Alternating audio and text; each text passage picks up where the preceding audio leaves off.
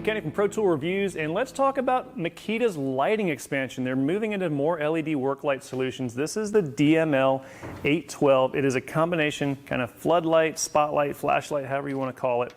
And really nice design. It's a very, very versatile light. And we'll start by going over the controls. The on-off is right here. It's just a simple trigger.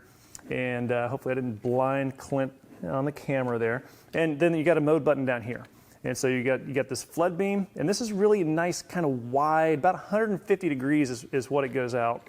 And then you're going to switch over to a spot and flood, and then just your spot. So as far as the output goes, this flood beam is 1,000 lumens. So this really can be a replacement for some of your smaller work lights that you bring around with you and work close with. The combination spot and flood, that's 1,250 lumens. And then the spotlight is 600 lumens. Now that sounds like it's the least bright of all of them there, but the throw on this is so tight that it can actually reach out for 700 yards. And in fact, we were messing around with it some just a few nights ago, and it was just incredible how far away this thing really lights up. So that's pretty cool. Now there is one downside to the controls here. We'll get that back on flood so it's not blinding you. The one downside is that because it's down here above the battery, you just can't one-hand switch your modes out if you're just trying to go. So it's a two-handed operation. It's a minor thing. So let's go ahead and kick that off so we can actually see and look at some of the other features on here. Now, the light does click into 4 different positions, and it's 90 degrees of rotation. It won't go beyond that. So the positive detent kind of thing, some people may like it. Some people may prefer to have more freedom in between these if you really kind of feel like you're stuck and you're trying to point that light at something. That really kind of one of the applications we found is if you're kind of working on the ground as a utility worker and trying to point that light up at the transformer, you might need to move the light around a little bit to get it exactly where you want.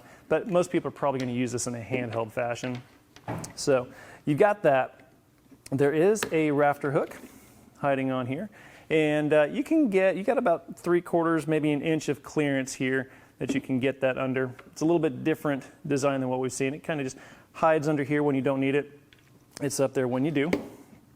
So that gets out of the way. And then you've got the strap that comes with it, and this is kind of interesting. It does have a hook, but one of the things is that it's a swiveling hook, so you can kind of see the light wants to rotate around, and it's possible for this to rotate. So it's not necessarily something that you are going to hang out and then let the light sit stable with. It's kind of more of a hang it to secure it in one spot, but the strap is still useful because it does unclip.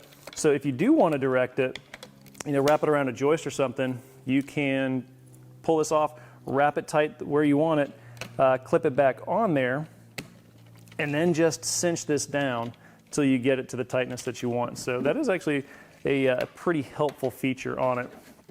A lot of rubber overmold on this light, especially around the lens itself. This is good thick overmold, and it extends down the sides. There's some on the frame here as well. So I like the protection. Now Makita doesn't give us a specific IP rating on this one, so we're just going to have to leave that off for now. But as far as its functionality, it's a really well-balanced light, especially with this 5 amp hour battery. It balances out the weight really nicely. I like that. But its combination of that really wide flood and that really tight spot just gives it a ton of versatility, whether you need that searchlight or a work light.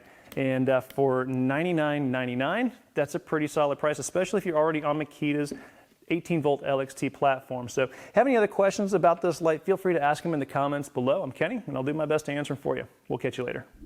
Hey, help us out by subscribing to the channel below and tap that bell to get notified when we post new tool reviews and shootouts. And as always, thanks for watching.